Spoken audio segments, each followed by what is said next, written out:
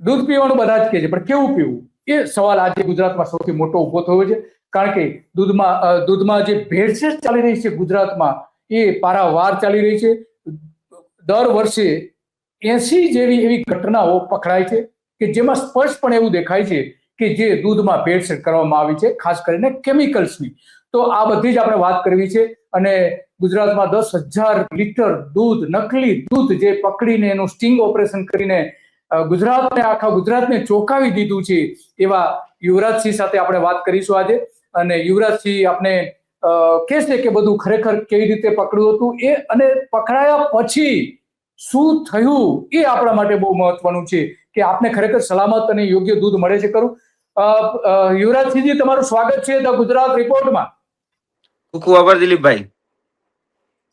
તો પેલા તો તમે જે ગુજરાતના હિતમાં જે દૂધનું ઓપરેશન કર્યું ને તમારે વ્યક્તિગત રીતે પણ એમાં ઘણું બધું ભોગવવું પણ આવ્યું, હુમલાઓ થયા કે બધું, અને જે કઈ ઘટનાઓ બની, તો આની થોડી ટૂંકમાં વિગત આપશો કે આ કઈ રીતે તમે ઓપરેશન પાર પાડ્યું હતું, સ્ટિંગ ઓપરેશન, અને કઈ રીતે આ નકલી દૂધ પકડેલું હતું એ? ખાસ કરીને દિલીપભાઈ, અત્યારે છે ને જોવા જઈએ તો મારું રહેવાનું ગાંધીનગરની બાજુમાં દહેગામમાં છે. હું દહેગામમાં રહું છું. દહેગામની બાજુમાં આવેલું છે બાયડ. અને એ બાયડમાં જે રીતે અમને સમાચાર પ્રાપ્ત થયા કે ભાઈ બાયડની જે અલગ અલગ જે 4 સહકારી ડેરીઓ છે, એ સહકારી ડેરીઓની અંદર જે ટેન્કર છે એ ટેન્કરના માધ્યમથી દૂધ ઠલવવામાં આવે છે. તો અમે સૌપ્રથમ એ દૂધ ક્યાંથી આવે છે, કઈ રીતે આવે છે, એની તપાસ માટે સૌપ્રથમ જે જગ્યાએ ખાલી થતું હતું એ જે જગ્યાએ ખાલી થતું હતું ત્યાંથી અમે ચાલુ કરી, અને જે જગ્યાએ ભરાતું હતું એટલે ત્યાં સુધી અમે પહોંચ્યા છીએ. અને જે ખાલી થતું હતું એ માધવ શીત કેન્દ્ર છે, એ માધવ શીત કેન્દ્ર અંતર્ગત જે 4 ડેરીઓ આવેલી હતી એ 4 ડેરીઓમાં ખાલી થતું હતું. તાલોદ ડેરી, બોરડી આદર્શ ડેરી, જૂના પીપોદરાની ડેરી અને આમોદરા, આ 4 ડેરી જે છે એ 4 ડેરીની અંદર દૂધ ખાલી થતું હતું. હવે એ દૂધ જયારે ખાલી થતું હતું ટેન્કરના માધ્યમથી, તો ટેન્કરનો જે નંબર છે 6001, એ ટેન્કરનો મેં પીછો કર્યો કે ક્યાં સુધી જાય છે. એટલે મેં રેકી કરી. તો પછી અમને ખ્યાલ આવ્યો કે ભાઈ કપડવંજ, બાલાસિનોર છે, કપડવંજ છે, ત્યાંથી કટલાલ છે, મૌધા છે, મૌધાથી આગળ જઈ ખેડા, ખેડાથી આગળ જઈ રઢુ, રઢુથી આગળ જઈ તારાપુર ચોકડી, ત્યાંથી અંદર જઈ ધોળકા, ધોળકાથી આગળ જઈ અને કહી શકાય કે જે આટકોટ વાળો રસ્તો છે, જસદણ, આટકોટ, વિછિયા, એ રસ્તો પકડી અને પછી છેલ્લે સુધી એટલે કે હનુમાન ખીજડીયા સુધી, એટલે વડિયા, અમરનગર વડિયા પાસેનો રસ્તો થઈ અને હનુમાન ખીજડીયા સુધી પહોંચ્યો. હવે હનુમાન ખીજડીયામાં એક યુનિટ આવેલું છે અને દૂધના યુનિટનું નામ છે દ્વારકેશ. અને એ દ્વારકેશ નામની સંસ્થામાંથી રોજ આવા 2 ટેન્કરો નીકળતા હતા. એ 2 ટેન્કરો જે છે એ આ ભરી નીકળતા હતા. પકડાયું છે એ 6001 નંબરનું ટેન્કર પકડાયું છે. હજી એક ટેન્કર જે છે 3918 નંબરનું, ન ભૂલતો હોય તો, હજી ટેન્કર પકડાયું નથી. હજી પણ એના ક્યાંક ને ક્યાંક તાર જે છે એ આ પ્રકારે જોડાયેલા હોઈ શકે છે.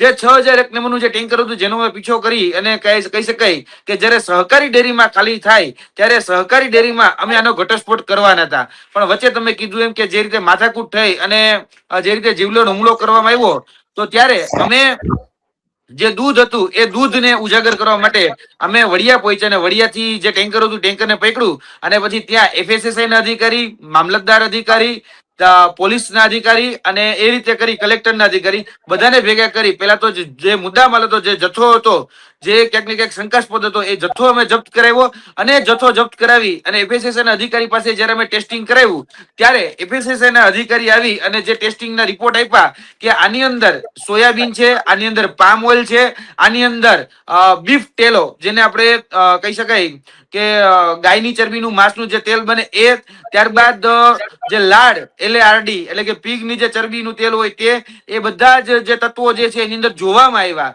અને એ તત્વો જયારે જોવામાં આવ્યા ત્યારે એને એ દૂધ જે છે એ દૂધ પીવા લાયક ન લાગ્યું. એટલે આખા દૂધનો એટલે કે 10,000 લીટરનું જે ટેન્કર હતું, જે બપોરે 3 વાગે પકડ્યું હતું, રાતે 12 વાગે એને ટેન્કરને આખું ડિસ્ટ્રોય કરી નાખવામાં આવ્યું. આ થઈ ઘટના. હવે ટેન્કર ડિસ્ટ્રોય થઈ ગયું છે, બધી જ ઘટના પૂરી થઈ ગઈ છે, પરંતુ આજ દિન સુધી FIR લેવાની નથી. આજ દિન સુધી જે સહકારી ડેરીઓથી સહકારી ડેરી બંધ નથી થઈ. આજ દિન સુધી જે જગ્યાએ દૂધ બનતું હતું એ દૂધ બનવાનું હજી સુધી બંધ નથી થયું. આજ દિન સુધી જોવા જઈએ તો કદાચ એનું કહેવાય ને મોડસ ઓપરેન્ડી છે એ ચેન્જ થઈ છે, પણ હજી સુધી કોઈ ઉપર સકંજો જે કસાવો જોઈએ એ કસાણો નથી. અને આપણે જસના તસ જ્યાં હતા ને ત્યાં જ છીએ હજી તો. જી. તો એનો મતલબ એ થયો કે આ જે પગલા લેવાતા નથી તો પગલાં ન લેવા પાછળનું કોઈ ચોક્કસ કારણ હોવું જોઈએ, કોઈ પણ પ્રકારનું ચોક્કસ. કારણ કે જે ફરિયાદ પોલીસ ફરિયાદ, અચ્છા આમાં ફૂડ એન્ડ ડ્રગ્સ ડિપાર્ટમેન્ટે કોઈ ફરિયાદ કરી છે ખરી? ફૂડ એન્ડ ડ્રગ્સ ડિપાર્ટમેન્ટ ત્યાં એફએસએસએ ના અધિકારી ઉપલબ્ધ હતા. એફએસએસએ ના અધિકારીએ જેનું સેમ્પલ લીધું, 2 સેમ્પલ અમે લીધા. એ સેમ્પલને અમરેલી ટેસ્ટિંગમાં મોકલ્યા. ટેસ્ટ રિપોર્ટ આવ્યો અને ટેસ્ટ રિપોર્ટ બાદ એમને ખરેખર પેલા અમને એવું કીધું, જ્યારે પોલીસ અધિકારીને મેં કીધું ટેન્કરને રોકો, તો જાણવા જોગ ફરિયાદ અમારા પાસેથી લીધી હતી કે તમે જાણવા જોગ આપો, પછી જો દૂધ ખરાબ નીકળશે તો આગળ ફરિયાદ નોંધીશું. આવું મને એને કીધું હતું પીઆઈએ. બરાબર. હવે થયું કેવું ખબર છે કે દૂધ ખરાબ નીકળ્યું. દૂધની અંદર આ બધા જ ઇન્ટિગ્રેટ તમે જોવામાં આવ્યા તો થયું પછી દિલીપભાઈ એવું કે અમને ફરિયાદીમાંથી નામ કાઢી નાખ્યું અને એવું કહેવામાં આવ્યું કે આમાં એફએસએસએ ના અધિકારી છે ને એને અમે ફરિયાદી બનાવશું. પણ હજી સુધી એફએસએસએ ના અધિકારી પણ આમાં ફરિયાદી બન્યા નથી કે હજી સુધી આની એફઆઈઆર સુદ્ધા લેવાની નથી. હજી બધું જસના તસ છે. કેમ?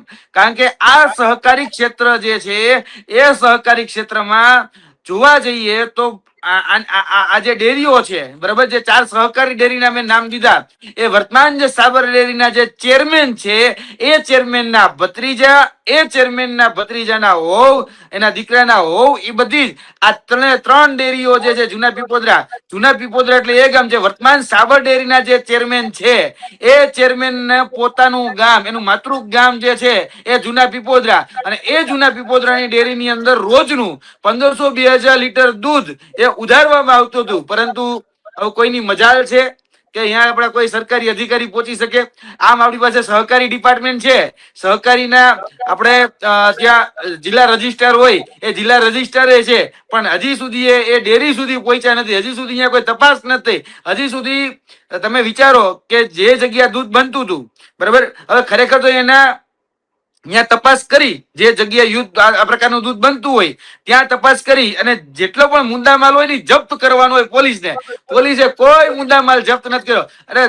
અરે મુદ્દામાલ જપ્ત કરવાની તો વાત છોડો, ત્યાં કહેવાય ને ચક્કર મારવા પણ હજી પોલીસ ત્યાં નથી ગઈ. તમે વિચાર કરો. શું થાય કે હાલો ભાઈ, જે સ્પોટ છે એ સ્પોટ ઉપર જાય, ત્યાંથી કઈ વસ્તુઓ મળે છે આ પ્રકારનું કહી શકાય, સોયાબીન છે, પામ તેલ છે. કારણ કે એની અંદર તમે જોયું હશે, એ વિઝ્યુઅલ તમારી પાસે પણ ઉપલબ્ધ હશે, તમે જોજો કે એમાં દૂધ જે છે એ દૂધના ફીણ એ 2-3 ફૂટ સુધી ફીણ વર્તા હતા. એટલે દૂધની અંદર ડિટર્જન્ટ છે એ સાબિત થતું હતું, દૂધની અંદર યુરિયા છે એ સાબિત થતું હતું. આ યુરિયા છે, ડિટર્જન્ટ છે, એ બધું જ સાબિત થતું હતું. તો ખરેખર આ બધું પકડવું જોઈએ ને દિલીપભાઈ, કે હાલો ભાઈ, જે જગ્યાએ દૂધ બનતું હતું ત્યાં દૂધ, અહીંયા આ તત્વો રહેલા છે, ટૂંકમાં આ જે તત્વો જે નાખવામાં આવે છે, યુરિયા છે કે ડિટર્જન્ટ છે કે પછી પામ ઓઇલ છે કે સોયાબીન છે કે લાડ છે કે પીગની ચરબી છે, તો એ ખરેખર અહીંયા જોવા જવું જોઈએ. પણ હજી સુધી પોલીસે દરકાર નથી લીધી. હજી સુધી પોલીસ એ દ્વારકેશ સુધી પહોંચી નથી. કારણ કે અમરેલીના એક કહી શકાય કે વર્તમાનના જે મંત્રી પદ ઉપર રહેલા એક મોટા ગજાના જે નેતા છે, એ મોટા ગજાના નેતાના એ દ્વારકેશ નામની સંસ્થાના 4 હાથ છે. એટલે અહીંયા હજી સુધી પોલીસ પહોંચી જ નથી. એટલે આ મંત્રીઓ એને છાવરે છે. આ દૂધના અહીંયા જે કાળો કારોબાર, જે સફેદ દૂધનો જે કાળો કારોબાર ચલાવે છે, એ વર્તમાન જોવા જઈએ તો જે ડેરી છે,